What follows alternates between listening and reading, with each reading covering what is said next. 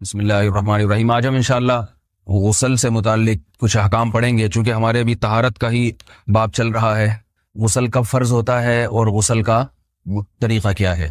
رسول اللہ صلی اللہ علیہ وسلم نے فرمایا ان اللہ لا یستحی من الحق، اللہ تعالی حق بات کو بیان کرنے سے حیا نہیں کرتے۔ تو غسل کے جو مسائل ہیں ان میں بھی بعض دفعہ کچھ ایسی باتیں آتی ہیں جو بظاہر حیا کے خلاف ہیں، لیکن علم کی ایک بات ہے، سیکھنے اور سکھانے میں حیا اگر کریں گے تو پھر ظاہر ہے ساری زندگی جاہل ہی رہے گا انسان۔ اور غسل کے مسائل سیکھنا اس لیے ضروری ہے کہ غسل جب فرض ہوتا ہے تو جب تک مکمل غسل نہ ہو آپ کی نماز ادا نہیں ہوتی۔ رسول اللہ صلی اللہ علیہ وسلم نے فرمایا الماء من الماء، حدیث ہے کہ غسل فرض ہوتا ہے خواہش نفس کے ساتھ جسم سے منی خارج ہونے سے۔ مرد پہ غسل کب فرض ہوگا؟ جب اس کے جسم سے شہوت کے ساتھ منی خارج ہو۔ منی بالکل سفید رنگ کی چیز ہے، ایک ہوتی ہے مزی۔ شہوت پیدا ہونے سے اگر کسی کے مرد یا عورت کے صرف رطوبت خارج ہونا شروع ہو گئی اس سے غسل فرض نہیں ہوتا۔ جب تک مکمل شہوت پوری نہیں ہو جاتی اور مادہ منویہ خارج نہیں ہو جاتا، چاہے احتلام کی صورت میں ہو یا کسی بھی طرح سے ہو۔ مردوں کے ساتھ چونکہ یہ بہت زیادہ ہوتا ہے، نائٹ فال کی صورت میں مردوں پر غسل کی یہ صورت بہت زیادہ فرض ہوتی ہے۔ جیسے ہی بلوغت ہوتی ہے تو احتلام شروع ہو جاتا ہے، ہفتے میں 1 دفعہ 2 دفعہ 3 دفعہ، بعض نوجوانوں کو روزانہ بھی 2 دفعہ ہوتا ہے، جبکہ خواتین میں یہ والے غسل کی صورت بہت ہی کم ہوتی ہے کہ ان کو نائٹ فال ہو یا اس طرح سے غسل فرض ہو۔ ہزاروں میں کسی ایک عورت کے ساتھ ایسا ہوتا ہے۔ ایک صورت تو یہ ہے غسل فرض ہونے کی۔ دوسری صورت کیا ہے کہ جب انسان اپنی زوجہ کے ساتھ ملاپ کرے اور انٹرکورس ہو جائے، چاہے اس صورت میں ڈسچارج دونوں میں سے کوئی ہو یا نہ ہو، لیکن دونوں پہ غسل فرض ہو جائے گا، مرد پہ بھی اور عورت پہ بھی۔ یہ تو مردوں کے غسل کے فرض ہونے کا ہے۔ مردوں کے غسل میں ایک چیز یہ بھی ہے کہ اگر آپ نے رات کو نیند کی اور صبح آپ اٹھے اور آپ نے کپڑوں پہ نشان دیکھا، اب آپ کو یہ پتہ نہیں چل رہا کہ یہ منی کا نشان ہے یا مزی کا ہے، تو بھی آپ پر غسل کرنا فرض ہے۔ یہی سمجھا جائے گا کہ یہ آپ خواب میں ڈسچارج ہوئے ہیں۔ عورت پر جو غسل فرض ہوتا ہے ایک اور صورت میں ہوتا ہے کہ جب خواتین کو ایام آنا بند ہو جاتے ہیں، حیض یا نفاس سے جب پاک ہو جائیں تو بھی ان پہ غسل فرض ہے۔ یہ تو غسل کی فرضیت سے متعلق احکام تھے۔ کچھ چیزیں ایسی ہیں جن میں غسل سنت ہے، فرض نہیں ہے۔ جمعہ کے دن غسل کرنا رسول اللہ صلی اللہ علیہ وسلم نے بہت زیادہ تاکید کی ہے۔ سنت کی 2 قسمیں ہیں، سنت مؤکدہ اور سنت غیر مؤکدہ۔ مؤکدہ وہ ہوتی ہیں کہ جن کو چھوڑنے کا اگر کوئی معمول بنا لے تو گناہ کا خطرہ ہے اور ایسا شخص قابل ملامت ہے، اسے شریعت ملامت کرتی ہے، برا بھلا کہتی ہے۔ تو غسل سنت مؤکدہ ہے، ہفتے میں 1 مرتبہ، چاہے جمعے کے دن ہو یا کسی بھی دن ہو۔ جو مسلمان ہفتے میں 1 دفعہ بھی نہیں نہاتا، وہ کتنا ہی نیٹ کلین ہو، مگر شریعت کی نظر میں وہ قابل ملامت ہے، اسے تانے دینے چاہیے کہ شرم نہیں آتی ہو مسلمان مگر رہتے ہو بھنگیوں اور چماروں کی طرح۔ ملامت تو اسی کو کہتے ہیں نا۔ اس کی دلیل رسول اللہ صلی اللہ علیہ وسلم نے فرمایا، صحیح حدیث ہے، حق علی کل مسلم ان یغتسل کل اسبوع مرۃ، کہ ہر مسلمان پر لازم ہے کہ وہ ہفتے میں کم از کم 1 مرتبہ غسل کرے۔ ہر مسلمان پر لازم ہے، چاہے اس پہ غسل فرض نہ بھی ہو۔ اور کس دن بہتر ہے؟ جمعہ کے دن۔ نبی صلی اللہ علیہ وسلم نے حکم دیا ہے کہ جمعے کے دن غسل کیا جائے۔ امام احمد ابن حنبل کا مذہب یہ ہے کہ جمعے کے دن غسل کرنا واجب ہے، صرف سنت نہیں ہے بلکہ واجب ہے، لیکن جمہور کا مذہب یہ ہے کہ سنت عمل ہے۔ غیر مسلم جب اسلام قبول کرتا ہے تو اس وقت بھی اس کے لیے غسل کرنا سنت ہے۔ جب ہم مردے کو نہلاتے ہیں تو جو مردے کو نہلائے اس کے لیے بھی خود غسل کرنا افضل ہے، سنت عمل ہے۔ عید کے دن غسل کرنا سنت عمل ہے۔ تو یہ وہ تمام مواقع ہیں جن میں غسل کرنا رسول اللہ صلی اللہ علیہ وسلم کی سنت ہے۔ غسل کا طریقہ کیا ہے؟ غسل میں 3 چیزیں فرض ہیں، منہ بھر کے قلی کرنا، ناک میں پانی ڈالنا کہ ناک کی جو نرم جگہ ہے یہ اچھی طرح تر ہو جائے، اور پورے جسم پہ 1 مرتبہ پانی بہا دینا کہ جسم میں بال کے برابر جگہ بھی خشک نہ رہے۔ یہ تو ہے فرض، یعنی یہ کام کسی نے کسی بھی طرح سے کر لیا تو غسل ادا ہو جائے گا، چاہے اس کی نیت غسل کی تھی یا نہیں تھی۔ کوئی آدمی چلتا ہوا جا رہا ہے، پھسل کے تالاب میں گر گیا، پورے غوطے کھا کے باہر نکلا، قلی کر لے اور ناک میں پانی ڈال لے تو غسل اس کا ادا ہو جائے گا۔ البتہ چونکہ نیت نہیں تھی لہذا غسل کا ثواب نہیں ملے گا، ثواب نیت کے بغیر نہیں ملتا انسان۔ دلائل اس کے الگ موضوع ہے کہ اس کی دلیل کیا ہے کہ بغیر نیت کے بھی غسل ہو جاتا ہے، لیکن میں نے بتایا دلائل کا سیشن نہیں ہے، اس میں پھر بات لمبی ہو جائے گی۔ تو یہ تو ہے فرض، پورے جسم پہ پانی بہانا، کلی اور ناک میں پانی۔ سنت طریقہ کیا ہے؟ رسول اللہ صلی اللہ علیہ وسلم غسل کیسے کرتے تھے؟ سنت طریقہ جس پہ جو اختیار کرنا چاہیے وہ طریقہ یہ ہے کہ جب آپ غسل کے لیے بیٹھیں تو سب سے پہلے وہ جگہ دھوئیں جہاں نجاست اور ناپاکی لگی ہوئی ہے. نائٹ فال ہوا, کسی کو احتلام ہوا, تو جہاں جہاں گندگی لگی ہے پہلے اس جگہ کو دھوئیں. استنجا کریں, شرمگاہ کو دھوئیں اچھی طرح. سمجھ رہے ہیں بات کو؟ اس کے بعد ہاتھ دھوئیں اور مکمل وضو کریں جیسے ہم عام حالات میں وضو کرتے ہیں. مکمل وضو کرنے کے بعد دائیں کندھے پہ پانی ڈالا, لیفٹ سائڈ پہ پانی ڈالا.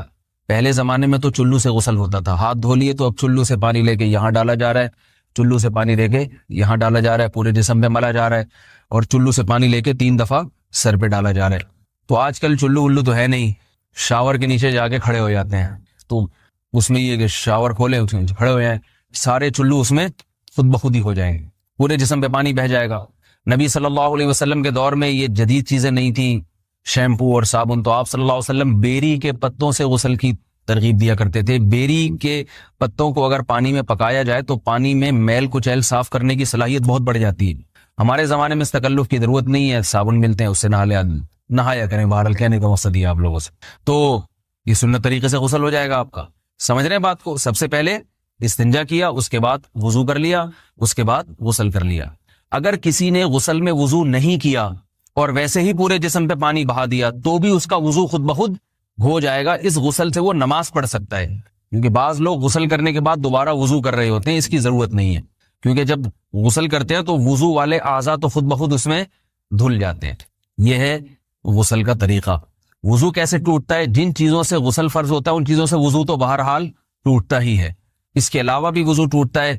اس سے پچھلے لیکچر میں نے کچھ تفصیل بتائی تھی کہ نجاست جسم سے کہیں سے بھی خارج ہو جائے یا نجاست نکل کے بہہ پڑے. اگر قضاء حاجت کی جگہوں سے نجاست خارج ہوئی ہے تو نظر بھی آ جائے وضو ٹوٹ جائے گا, اور قضاء حاجت کے علاوہ جگہوں سے اگر نجاست خارج ہوئی ہے, خون وغیرہ ہے جیسے, تو جب تک نکل کے بہے گا نہیں تو اس وقت تک وضو نہیں ٹوٹے گا. سمجھ رہے ہیں بات کو؟ وضو کا طریقہ کیا ہے؟ سب سے پہلے دونوں ہاتھوں کو دھویا جائے, 3 دفعہ کلی کی جائے, مسواک کی جائے, 3 دفعہ ناک میں پانی ڈالا جائے, پھر پورے چہرے کو پیشانی, یہ جو ہے جہاں سے پیشانی ہماری شروع ہو رہی ہے اور تھوڑی کے نیچے تھوڑی جہاں ختم ہو رہی ہے, اور ایک کان کی لو سے دوسرے کان کی لو تک 4 اعضاء ہیں وضو میں دھونا فرض ہیں. 1 چہرہ, نمبر 2 بازو, نمبر 3 سر کا مسا, چوتھا ہی سر, اور نمبر 4 پاؤں کو دھونا. اس کی دلیل قرآن مجید کی مشہور آیت ہے فَاغْسِلُوا وُجُوهَكُمْ وَأَيْدِيَكُمْ إِلَى الْمَرَافِقِ. اللہ فرماتے ہیں ایمان والو, جب نماز کا ارادہ ہو تو اپنے چہروں کو اور اپنے ہاتھوں کو دھو, سر کا مسا کرو اور پاؤں کو ٹخنوں سمیت دھو. دھونے کا حکم ہے قرآن مجید میں. البتہ سر کے بارے میں یہ نہیں آئے پورے سر کا مسا کرو, بلکہ آ رہا ہے وَامْسَحُوا بِرُؤُوسِكُمْ. با کا لفظ ہے, با آتی ہے تبعیض کے لیے کہ سر کے بعض حصے کا مسا. اب بعض حصے کا قرآن حدیث میں کہیں تذکرہ نہیں ہے, تو اس میں فقہاء کرام کے اجتہادات ہیں. امام شافعی فرماتے ہیں تھوڑا سا بھی ٹچ کر لیا سر کو ہو جائے گا. امام ابو حنیفہ فرماتے ہیں نہیں, کم از کم 1/4 کا ہونا ضروری ہے. سب کے اپنے اپنے دلائل ہیں, ان دلائل میں نہیں جاتا.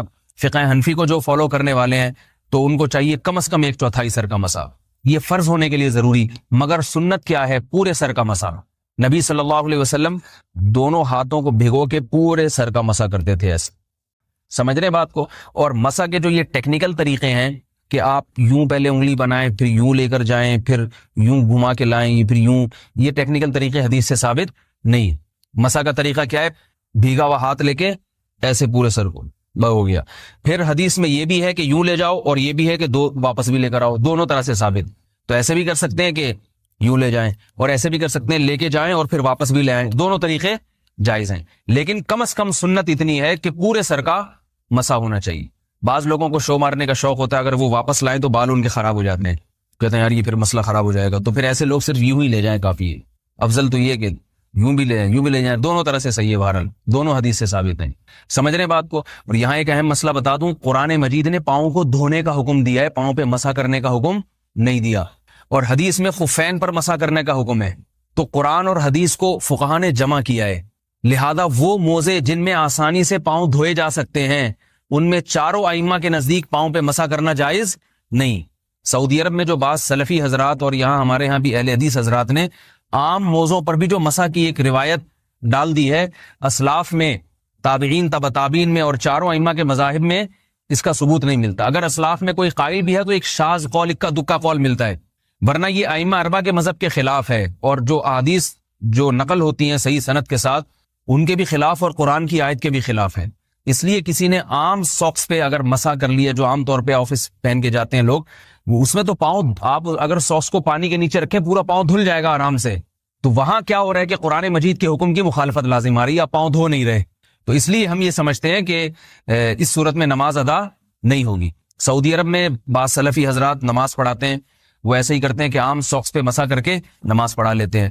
تو فتویٰ اسی پر ہے کہ ان کی اگر کسی کو یقین ہے کہ اس نے عام ساکس پہ مسا کر کے نماز پڑھائی ہے تو اس کے پیچھے نماز ادا نہیں ہوگی، کیونکہ قرآن کے مطابق اس کا وضو ہوا ہی نہیں ہے. صدیوں تک کوئی بھی اس قول کا قائل نہیں رہا ہے کہ عام ساکس پہ بھی مسا ہو جاتا ہے. یہ ابن تیمیہ رحمہ اللہ تعالیٰ 7ویں صدی میں اس کے قائل تھے، اور تابعین میں اکا دکا قول ملتے ہیں اس کے، لیکن شاذ قول ہیں، مرجوح قول ہیں جن پر امت نے فتویٰ نہیں دیا. اور اب سعودی عرب میں بعض سلفی حضرات اس کے قائل ہیں. ہمارے ہاں اہل حدیث حضرات بھی چونکہ اکثر سعودی عرب کے سلفی حضرات ہی کو فالو کرتے ہیں، تو انہوں نے بھی وہیں سے یہ فتویٰ لیا ہے. لیکن ائمہ اربعہ کے مذہب میں اور دلائل کے لحاظ سے دیکھا جائے تو یہ مذہب کمزور ہے. قرآن نے پاؤں کو دھونے کا حکم دیا، آپ دھوئیں گے پاؤں جب تک دھونا ممکن ہے. چمڑے کے موزے ہیں ان کو دھونا ممکن نہیں ہے اتارے بغیر، لہذا ان موزوں کے اوپر مسا ہو جائے گا. تو اس سے قرآن پر بھی عمل ہو جائے گا اور حدیث پر بھی عمل ہو جائے گا. اس لیے ائمہ اربعہ نے جو قرآن و حدیث کو سمجھ کے جو فیصلہ کیا ہے اس پہ چلنا ہمارے لیے زیادہ مفید ہے بنسبت آج کل کے جو علماء ہیں ان کی اپنی ذاتی آراء پر. اس لیے یہ بھی ایک وضو سے متعلق اہم مسئلہ تھا. سمجھ رہے ہیں؟ باقی تو ماشاءاللہ وضو کرنا سب کو آتا ہی ہے. اور وضو کے بعد دعا کیا ہے؟ کلمہ شہادت، اشہد ان لا الہ الا اللہ وحدہ لا شریک لہ اشہد ان محمدا عبدہ ورسولہ اللہم اجعلنی من التوابین واجعلنی من المتطہرین. اے اللہ تو مجھے بار بار توبہ کرنے والوں میں شامل کر دے اور بار بار پاکیزہ رہنے والوں میں شامل کر دے.